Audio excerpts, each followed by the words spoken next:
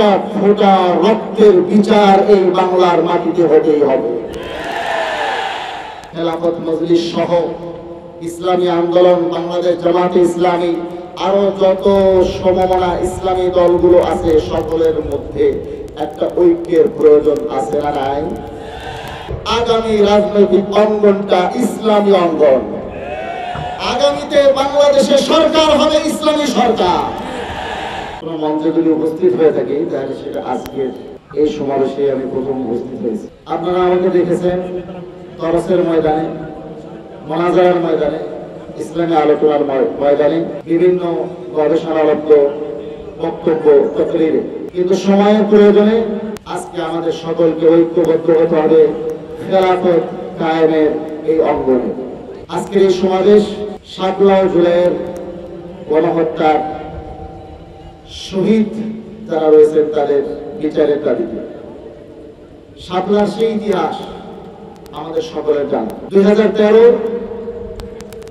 শাপলার সেই ঐতিহাসিক কালো রাত বাংলাদেশের ইতিহাসের একটা কালো অধ্যায়। এখানে কতজনকে শহীদ করা হয়েছে, যেহেতু লাশ গুমের বিষয় আছে, পোড়ানোর বিষয় আছে, বিভিন্ন জায়গায় নিক্ষিপ্ত করার বিষয় আছে, কাজেই এর সঠিক পরিসংখ্যান বলা মুশকিল। জুলাইয়ের গণহত্যা সে তো আমাদের সকলের গায়ের কাটা শিউরে ওঠে। জুলাইয়ের গণহত্যার এই দৃশ্য যদি আমরা একটু লক্ষ্য করি, ভ্যানের উপরে লাশের পরে লাশ, সেগুলো আবার জ্বালিয়ে দেওয়া হয়েছে। শাপলা এবং জুলাইয়ের গণহত্যার শিকার যে সমস্ত শহীদ রয়েছে তাদের প্রত্যেকটা ফোঁটা রক্তের বিচার এই বাংলার মাটিতে হতেই হবে। একটা ঐক্যের প্রয়োজন রয়েছে। শাপলার আন্দোলনে যারা শরীক ছিলেন, জুলাইয়ের আন্দোলনে যারা শরীক ছিলেন, এটা শুধুমাত্র স্কুল কলেজ মাদ্রাসার তালেবে ইলম না, সাধারণ দিন দরদি আম জনতাও ছিলেন, যার কারণে এর নাম হয়েছে ছাত্র জনতা আন্দোলন। এই ছাত্র জনতা আন্দোলন শপথ নিয়েছে দেশ গড়া। কি বলেন, ঠিক না? দেশ যদি গড়তেই হয় তাহলে আসুন আমরা ইসলামী খেলাফত প্রতিষ্ঠার মাধ্যমে দেশ গড়ি। খানা যদি খাইতেই হয় সর্বোত্তম খানাই খাবো, যদি লড়তে হয় তাহলে ইসলামী খেলাফত প্রতিষ্ঠার জন্যই আমরা লড়বো। কাজে স্কুলের ছাত্র ভাইদেরকে বলবো, কলেজ ইউনিভার্সিটির ছাত্র ভাইদেরকে বলবো, মাদ্রাসার ছাত্র ভাইদেরকে বলবো, আম সাধারণ জনতাকে বলবো, এমনকি হিন্দু, বৌদ্ধ, খ্রিস্টান সকলকে বলবো, আপনারা ইসলামের ইতিহাস দেখেন। ইসলামী খেলাফত যতদিন ছিল সকলেই শান্তিতে ছিল। হযরত ওমর বিন আব্দুল আজিজ রাহমাতুল্লাহি আলাইহির জামানায় বাঘ আর ছাগলে এক ঘাটে পানি বাঁধত, এই কথা আমাদের সকলের জানা। অতএব শান্তি যদি চাই, দেশ যদি করতে চাই, তাহলে আর এই গণতান্ত্রিক যে ব্যবস্থা আছে, সেকুলারিজমের যে ব্যবস্থা আছে, এই ব্যবস্থার মাধ্যমে না, দেশ করব আমরা ইসলামী খেলাফত প্রতিষ্ঠার মাধ্যমে।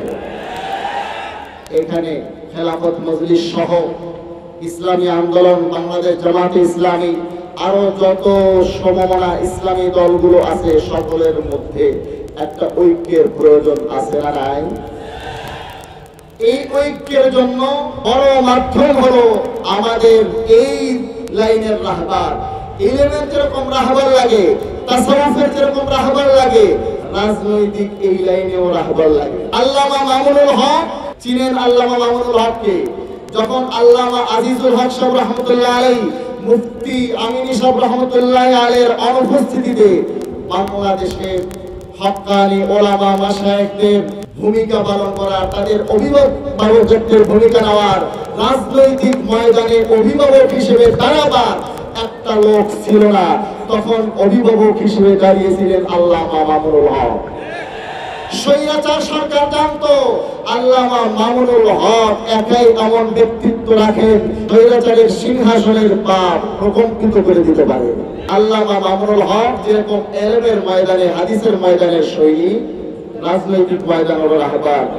আমি আশা করব হযরত আল্লামা মামুনুল হক সাহেবের মাধ্যমে বৃহত্তর একটা ইসলামী ঐক্যের একটা প্ল্যাটফর্ম তৈরি হবে।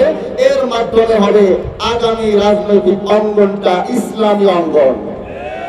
আগামীতে বাংলাদেশের সরকার হবে ইসলামী সরকার। আল্লাহ পাক রব্বুল আলামিন সকলকে জাযায়ে খায়র দান করেন। যারা শরীক হয়েছেন সকলকে আন্তরিক মোবারকবাদ জানিয়ে আজকের সংক্ষিপ্ত বক্তব্য এখানে শেষ করছি। আসসালামু আলাইকুম ওয়া রাহমাতুল্লাহি ওয়া বারাকাতুহু।